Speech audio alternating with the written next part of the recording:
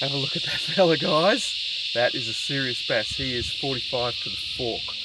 That is a beautiful fish.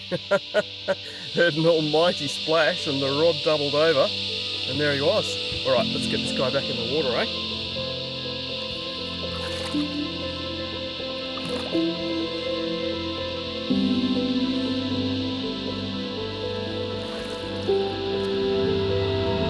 Yes!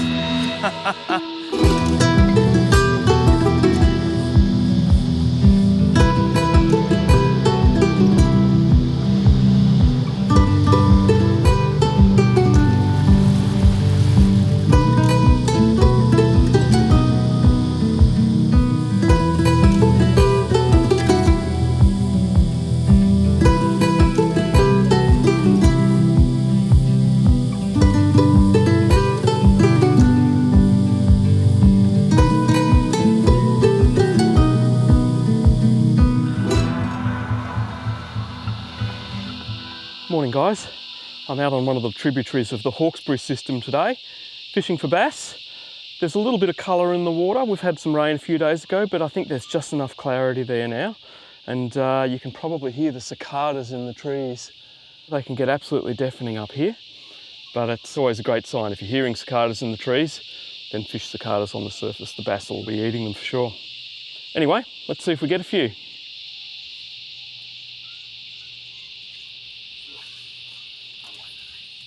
I'm just trying to pick out all those little shady pockets in between the trees.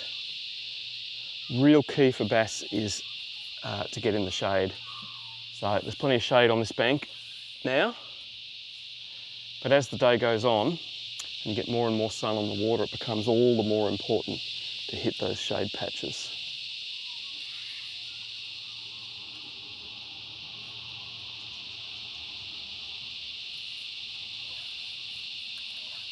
A bit of current flowing along here too, so I'm trying to get the fly into all of those little back eddies, spots out of the current.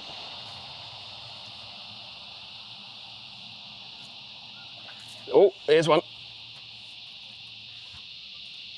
Oh, he's not a bad fish.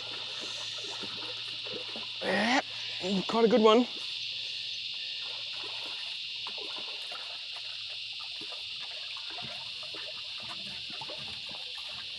And wouldn't you know it, I've forgotten my landing net today.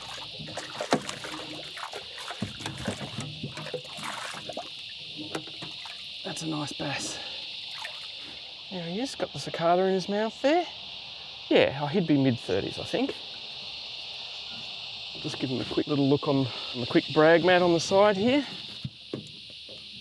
There he is, yeah, he's a good fish. He's about 37 to the fork. Nice, healthy Australian bass. What a lovely fish, eh? All right, let's get him back in the water.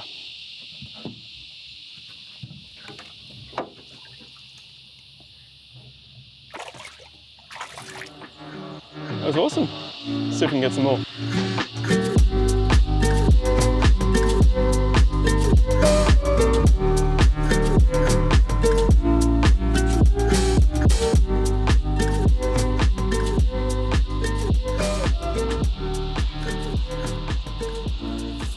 Oh, something happened there.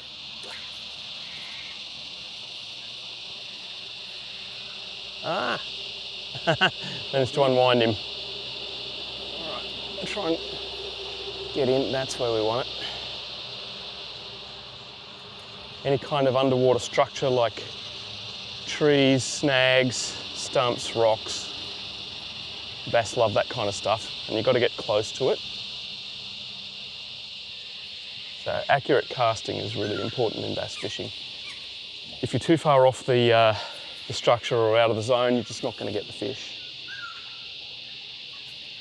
So it's one of the things that I really enjoy about it, is that it helps to hone your skills. Definitely helps with your casting accuracy. If you're playing it too safe with bass fishing, then you're just not going to get the fish. The old saying amongst bass fishermen is, if you're not getting snagged, you're not trying hard enough. And it's very true. You've just got to go for it and accept the fact that sometimes you're going to end up in the trees or in the sticks, It's part of the fishing.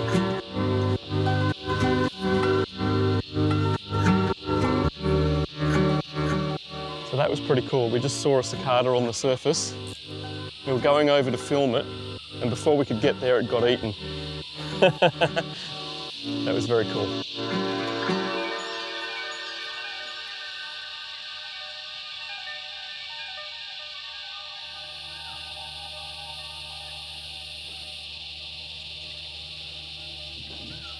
Oh yeah. Oh, dropped him. I was a little bit slow on the reaction then. I was sort of looking elsewhere.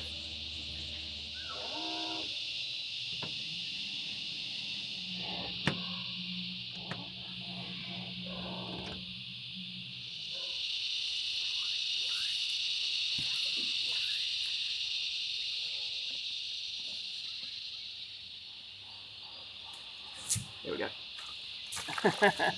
Little one this time. Send him back to school, I think.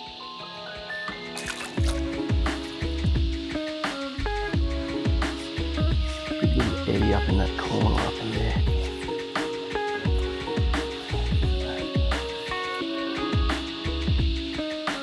I love bass fishing like this. It's quite different to trout fishing. Just moving quite fast, picking all the little pockets, constantly covering new water. Just pick up and represent the fly.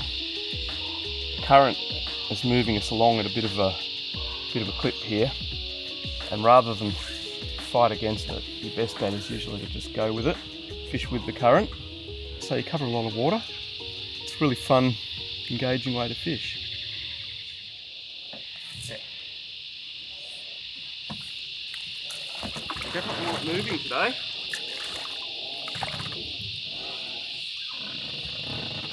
Got a little guy. Yeah, it's funny with the bass. Some days they want it just dead still and want to look at it for ages. Other days you've just got to move it, give them some noise and vibration on the surface. So today they're feeding aggressively. Oh, yep, and they want it moving sometimes. That's a better fish. Yeah, that's a proper one. Ooh.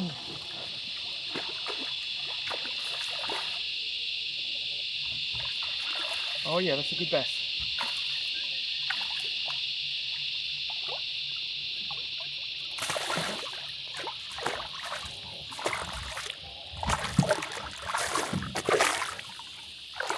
Oh, that's another cracking fish. Oh. Look at him, guys. He's not as big as the last one, but he's still a pretty decent fish. He must be, I'd say he'd be up in the high 30s, just off the top of my head. A little cicada in the top jaw there. Let's just have a quick look at this guy. Oh, he's a good fish. He is 39 to the fork. I've got no teeth bass, so you can hold them by the bottom jaw like that, but you've got to support them underneath as well. You've got to hold their weight, otherwise you damage their throat and their neck. So let this guy go.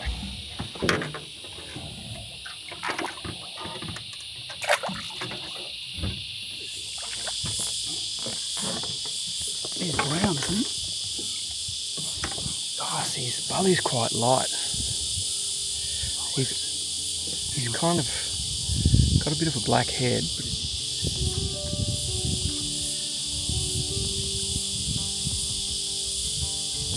so a lot of people tend to think of bass as a freshwater species, but we're actually bassing in tidal water today.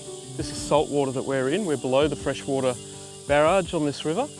A lot of people probably know that bass migrate down into salt water to spawn, but many bass just stay in the salt water, in the tidal reaches throughout the whole season. And you can catch them in these tidal waters pretty much year round. I tend to leave them alone in winter because that's when the big aggregations of bass come down to the salt water to spawn.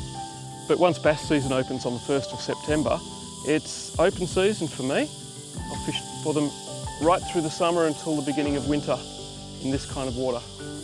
We have had quite a lot of small fish today. but we've had a number of really good sized bass as well.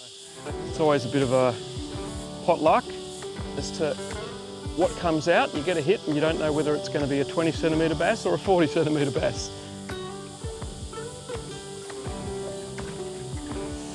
Here's a nice one. Nice Australian bass, mid-30s on the Cicada. Well, there you go, guys. That's a little bit about tidal bassing. Hope you enjoyed that. If you want to know more about how to catch bass on fly, have a look at my video on the top 5 tips for catching bass on fly here. Thanks for watching. Don't forget to subscribe. We'll see you next time. Cheers.